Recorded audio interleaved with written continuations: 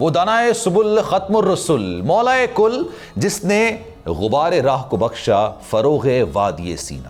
نگاہ عشق و مستی میں وہی اول وہی آخر، وہی قرآ وہی فرقہ وہی یاسین وہی طہا۔ رحمت للعالمین خاتم النبیین محمد مصطفیٰ صلی اللہ علیہ وآلہ وسلم، جن کے صدقے دو جہاں خلق ہوئے، کہ جن کے وسیلے بنی نوع انسان کو زندگی عطا ہوئی، کہ میرے آقا کے دم سے ہی یہ کاروبار کائنات جاری و ساری ہے۔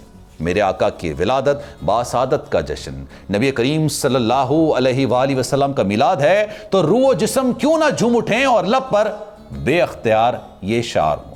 جس سہانی گھڑی چمکا طیبہ کا چاند، اس دل افروزات پر لاکھوں سلام۔ نبی کریم صلی اللہ علیہ وآلہ وسلم سے عقیدت اور محبت ایمان کا حصہ ہے۔ ایک حدیث کا مفہوم ہے کہ آپ صلی اللہ علیہ وآلہ وسلم نے فرمایا، تمہارا ایمان اس وقت تک مکمل نہیں ہو سکتا جب تک میری محبت تمہارے دل میں اولاد، والدین اور ہر شے سے بڑھ کر کیوں نہ ہو۔ تو گویا کسی مسلمان کا نبی کریم صلی اللہ علیہ وآلہ وسلم کی محبت کے بغیر ایمان مکمل ہو ہی نہیں سکتا۔ محمد عربی کی شان اللہ رب العزت نے خود بلند کی ہے۔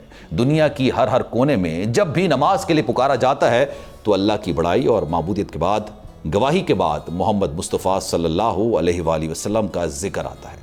کوئی دائرہ اسلام میں داخل نہیں ہو سکتا اگر وہ محمد صلی اللہ علیہ وآلہ وسلم کی رسالت کی گواہی نہ دے۔ جس کی شان اللہ نے بیان کی ہو اس کی شان کیا ہوگی۔ یہ مقام ہے میرے نبی کریم صلی اللہ علیہ وآلہ وسلم کا، وہ رحمت للعالمین ہے۔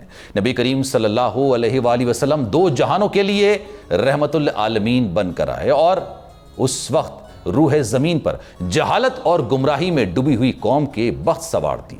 مکہ میں زندگی کے 53 سال گزارنے کے بعد جب اللہ کے حکم سے نبی کریم صلی اللہ علیہ وآلہ وسلم نے مدینہ ہجرت کی تو شمع رسالت کے پروانوں نے آپ کی راہ دیکھ رہے تھے۔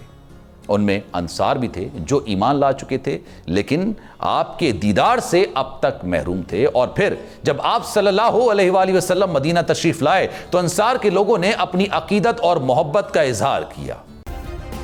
سبسکرائب کریں اور بیل دبائیں تاکہ کوئی خبر رہ نہ جائے۔